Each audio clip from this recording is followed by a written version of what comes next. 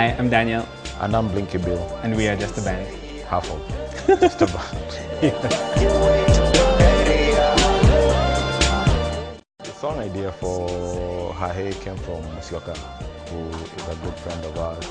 And he came with a track, and then he played it and we were like, okay, what are we gonna do with this song? So, because he'd listened to our first album, which was a bit abstract.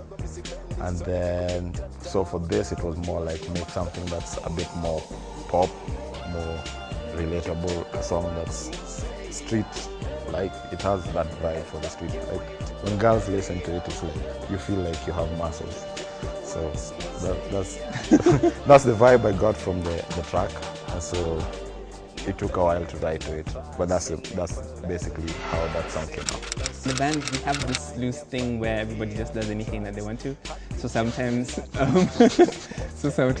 like I'm making beats and then making videos and then doing some drawings, and then the other guys build websites and things. But all of that stuff is as part of the band. Yeah, so it's KYM. Yeah, as you fit in. So I mostly make beats and write lyrics.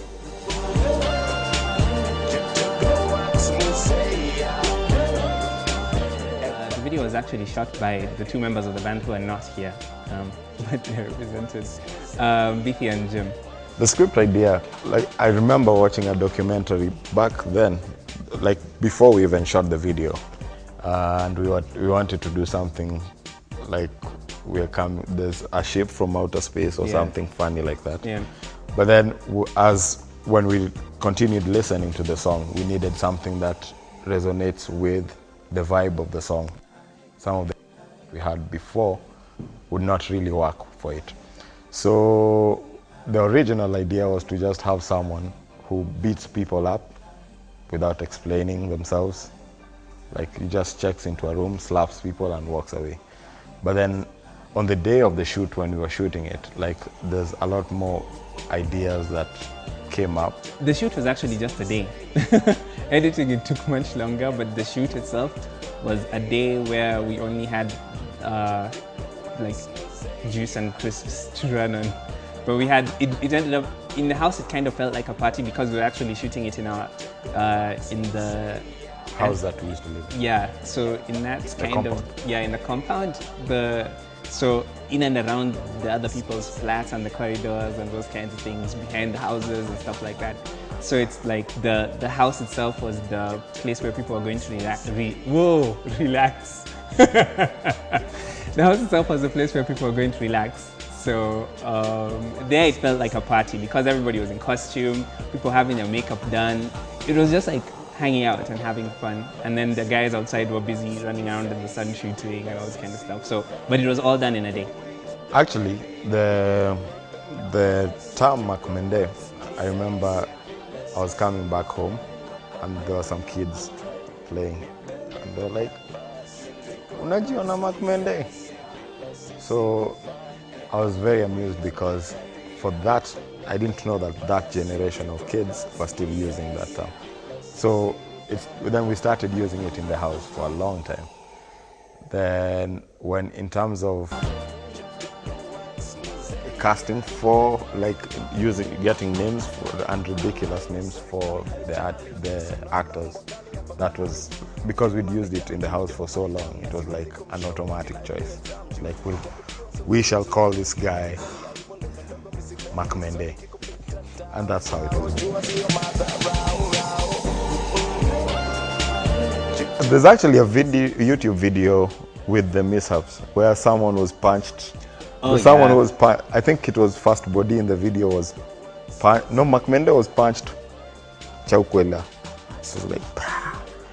Then his teeth flew and fell on the ground. He has dentures. Yeah, right now.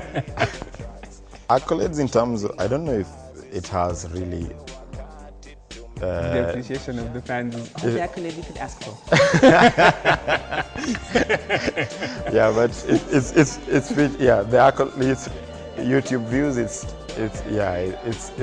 been viewed like probably 500,000 times. And that's only on our page. And that's on the page. It's featured on crack.com, which is the website in the States that it gave it profile humor, and it gave it the #1.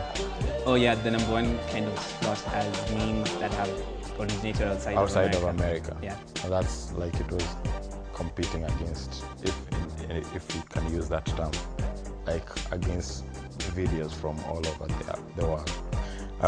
It featured on Huffington Post, CNN, Wall Street Journal. Oh yeah, and CNN. Yeah, and it just gave us a different profile as a band, because we like to do things that we like to be free to do whatever it is that we want to do. But for that video, it was like, it's a video that will always be stuck in the memory of our fans and even people who don't necessarily listen to Just a Band. It's one of the videos that is for us a point of reference when you're talking about Just a Band. But we have a new album out, so it's good stuff coming.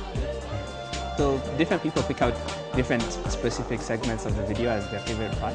But one of the things that I remember is that people keep talking about the area that we used was very much like the backyards that they grew up on, which was actually the backyard that we were growing up on at the time. So the place where Makmende is chasing someone through a clothesline and those kinds of things, that's something that people pick up on.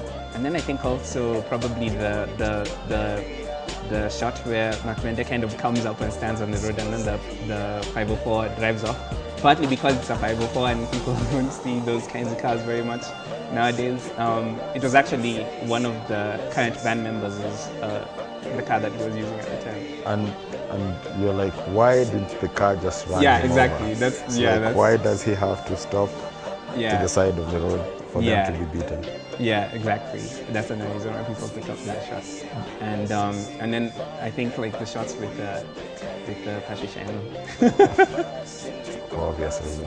Yes. And the dialogue when Patricia is talking, when they're talking, like the dialogue is very funny. And also the last scene when they're fighting, when First Body and Makmende are fighting. Yeah. Madari taonja vibari misinati sibabi nko tu katikati staki kusikiza stories za charity need the wings need the fi gravity wings need the fi gravity is in my